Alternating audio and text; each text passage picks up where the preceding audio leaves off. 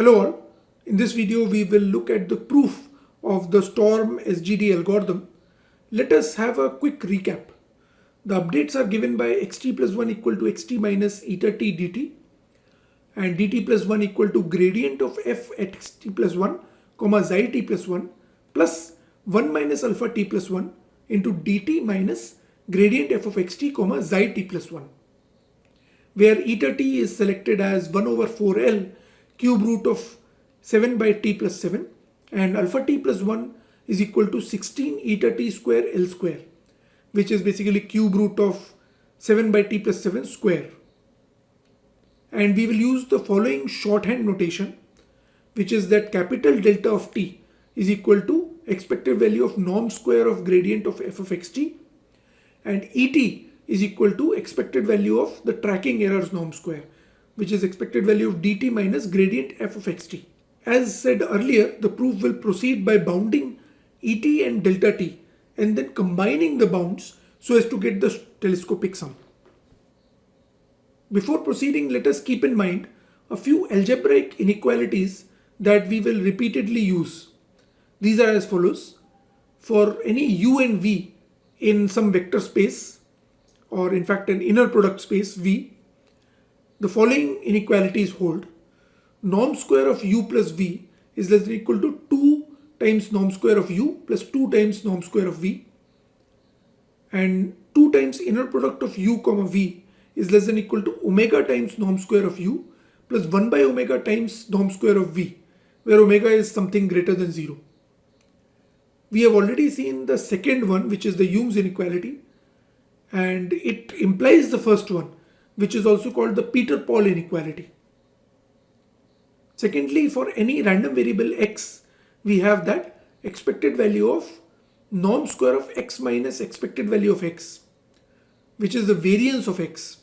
is less than or equal to expected value of norm square of x,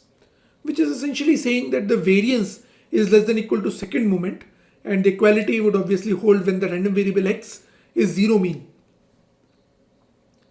An implication of the above two results, which we will use in the proofs, is that expected value of norm square of x minus expected value of x plus y is less than or equal to 2 times expected value of norm square of x minus expected value of x plus 2 times expected value of norm square of y, which is less than or equal to 2 times expected value of norm square of x plus 2 times expected value of norm square of y. So let us keep these in mind for now so that they can be directly used from here. All these are basic inequalities and you should verify them to make sure that they are correctly written here. Let us begin by first characterizing the tracking error. So the result is that the tracking error satisfies the bound et plus 1 less than or equal to 1 minus alpha t plus 1 square times 1 plus 4 eta t square l square into et plus 4 times 1 minus alpha t plus 1 square eta t square l square into delta t plus 2 alpha t plus 1 square sigma square. And this bound actually holds for any eta t and alpha t choices, not necessarily the ones that were specified in the algorithm. The key to this proof lies in writing the tracking error in the following way. dt plus 1 minus gradient of capital F at xt plus 1 can be split up as 1 minus alpha t plus 1 times dt minus gradient of f of xt plus 1 minus alpha t plus 1 times gradient of f of xt plus 1 comma xi t plus 1 minus gradient f of xt comma xi t plus 1 minus of gradient f of xt plus 1 plus gradient f of xt plus alpha t plus 1 times gradient of f of xt plus 1 xi t plus 1 minus gradient of f of xt plus 1. So we will denote the three terms by I1, I2 and I3 respectively. As you can see, we have introduced the gradient f of xt on the right so as to split it into these three terms. So this whole thing can be written as I1 plus I2 plus I3. This recursion would work if we could establish that the second and third terms are small. First observe that both I2 and I3 are zero mean and depend on xi of t plus 1, while the first term is independent of xi of t plus 1. So taking norm square and expectation with respect to xi of t plus 1, we get that e of t plus 1 of norm square of I1 plus I2 plus I3 is equal to norm square of I1 plus e of t plus 1 norm square of I2 plus I3. And then we will use the Peter-Paul inequality to say that the right hand side is less than equal to norm square of I1 plus 2 times et plus 1 norm square of I2 plus 2 times et plus 1 norm square of I3. So among these terms, note that I2 can be further written as x minus expected value of x form, where x is the random variable, which is the difference of two stochastic gradients at xt plus 1 and xt. So we can use the inequality that expected value of norm square of I2 is less than equal to expected value of norm square of x. So combining these and taking full expectation, we obtain that et plus 1 less than equal to 1 minus alpha t plus 1 square et plus 2 into 1 minus alpha t plus 1 square expected value of norm square of gradient f of xt plus 1 comma xi t plus 1 minus gradient f of xt comma xi t plus 1 plus 2 alpha t plus 1 square expected value of norm square of gradient f of xt plus 1 comma xi t plus 1 minus gradient f of xt plus 1. Where recall that et was the expected value of the norm square of dt minus gradient f of xt. Now it can be seen that the second term can be bounded using the L smoothness of gradient of f of x comma xi t, and the third term can be bounded using the bounded variance assumption. So this yields that et plus 1 is less than equal to 1 minus alpha t plus 1 square et plus 2 times 1 minus alpha t plus 1 square times L square into expected value of xt plus 1 minus xt norm square plus 2 times alpha t plus 1 square sigma square, which can be written as 1 minus alpha t plus 1 square et plus 2 times 1 minus alpha t plus 1 square L square eta t square times expected value of norm square of dt plus 2 times alpha t plus 1 square times sigma square. So here we have used the update equation to replace xt plus 1 minus xt with eta t times dt. The second term can again be bounded using the Peter-Paul inequality as expected value of norm square of dt is less than equal to 2 times expected value of norm square of dt minus gradient f of xt plus 2 times expected value of norm square of gradient f of xt. So which is nothing but 2 times et plus delta t as per our notation. So substituting this in the main equation, we get the desired result. So we have been successful in obtaining the recursion on et. Next, we establish the following bound on delta t. So the result is that eta t delta t is less than equal to 4 times expected value of f of xt minus f of xt plus 1 plus 3 eta t times et for any eta t. The proof follows from the quadratic upper bound, which says that f of xt plus 1 is less than equal to f of xt plus inner product of gradient f of xt comma xt plus 1 minus xt plus L by 2 norm square of xt plus 1 minus xt, which can be written as f of xt minus eta t times gradient of f of xt comma dt plus eta t square L by 2 norm square of dt, which is equal to f of xt minus eta t times norm square of gradient f of xt minus eta t times inner product of gradient f of xt comma dt minus gradient f of xt plus eta t square L by 2 times norm square of dt. So here we have introduced some terms so as to get the terms in the tracking error. So taking expectation, we obtain that expected value of f of xt plus 1 minus f of xt is less than equal to minus eta t delta t minus eta t times expected value of inner product of gradient f of xt comma dt minus gradient f of xt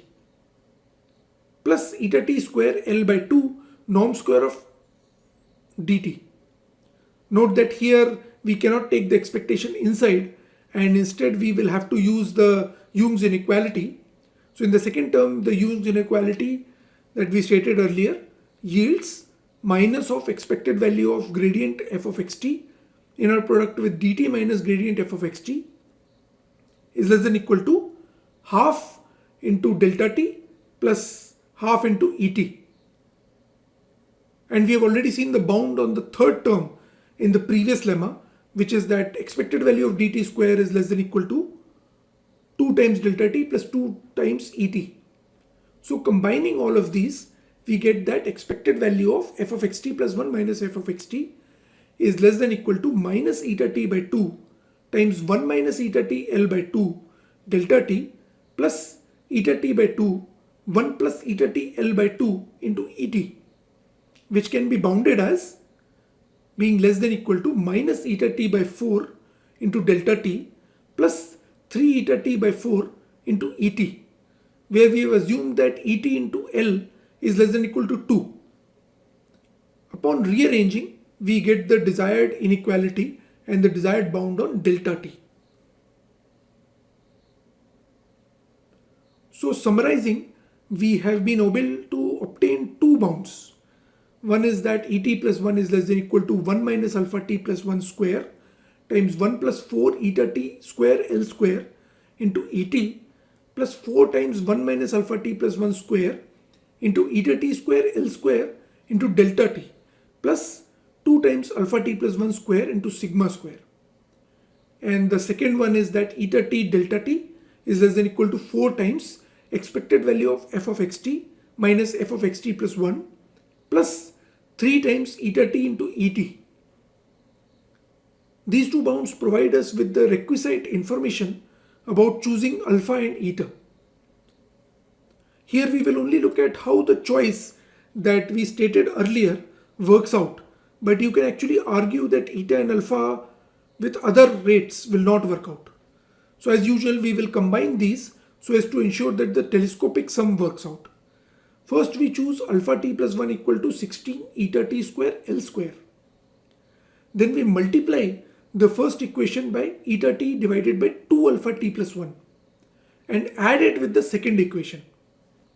So we obtain that expected value of f of xt plus 1 minus f of xt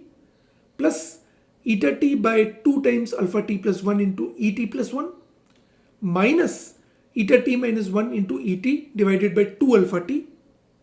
is less than equal to, the first term is eta t by 2 alpha t plus 1 into 1 minus alpha t plus 1 square times 1 minus alpha t plus 1 by 4 plus 3 alpha t plus 1 by 2 whole thing minus eta t minus 1 by 2 alpha t into et plus eta t by 8 into 1 minus alpha t plus 1 square minus 2 into delta t plus eta t into alpha t plus 1 into sigma square. In this equation, we want to make the first term negative and drop it. This requires us to ensure that the 1 minus alpha t plus 1 by 4 into 1 minus 2 alpha t plus 1 minus alpha t plus 1 square should be less than equal to eta t by eta t minus 1. Here observe that eta t is diminishing with t, so the right hand side is also less than 1. Hence this bound is not automatically true. First we drop the quadratic term. So let's assume that alpha t plus 1 is less than equal to 1 over 5. So you can numerically verify that 1 minus 2 alpha t plus 1 minus alpha t plus 1 square would be greater than equal to half. So this required condition, which is required to make sure that the first term on the right drops out, would hold if we ensure that 1 minus alpha t plus 1 by 8 is less than equal to eta t by eta t minus 1. Or equivalently, 1 minus alpha naught by 8 divided by t naught plus t raised to the power 2 by 3 is less than equal to 1 minus 1 by t naught plus t raised to the power 1 by 3. So here we have just written out alpha t plus 1 as equal to alpha naught divided by t plus t naught raised to the power 2 by 3. So I will skip the rest of the steps and argue that this inequality holds for t naught equal to 7 and alpha naught equal to 7 raised to the power 2 by 3. So you can verify this fact numerically or analytically using concavity of the x raised to the power 1 by 3. Finally, we have the inequality that expected value of f of xt plus 1 minus f of xt plus eta t by 2 times alpha t plus 1 into et plus 1 minus eta t minus 1 divided by 2 times alpha t into et is less than equal to minus eta t by 8 delta t plus eta t into alpha t plus 1 into sigma square. So we have also used the fact that alpha t plus 1 is less than equal to 1 in order to simplify some of the terms. Now we can take the telescopic sum so as to obtain expected value of f of xt plus 1 minus f of x1 plus eta t divided by 2 alpha t plus 1 et plus 1 minus 1 over 2 into 7 raised to the power 2 by 3 L into E1 less than equal to minus 1 over 8 summation over t equal to 1 to capital T eta t delta t plus sigma square into summation over t equal to 1 to capital T 7 by 4L 7 plus t. Since d1 is initialized as gradient f of x1 comma xi1, it follows that E1 is less than equal to sigma square. Also, using the fact that f of xt plus 1 is less than equal to f of x star, we obtain that minimum over t from 1 to capital T delta t is less than equal to 8 times f of x1 minus f of x star plus 16 sigma square by L plus 12 sigma square by L into log of t divided by summation over t equal to 1 to capital T of eta t. So ignoring all the constants, we can write this as order of LBF plus sigma square log of t divided by t raised to the power 2 by 3. So this yields minimum over t expected value of norm of gradient of f of xt is less than equal to order of square root of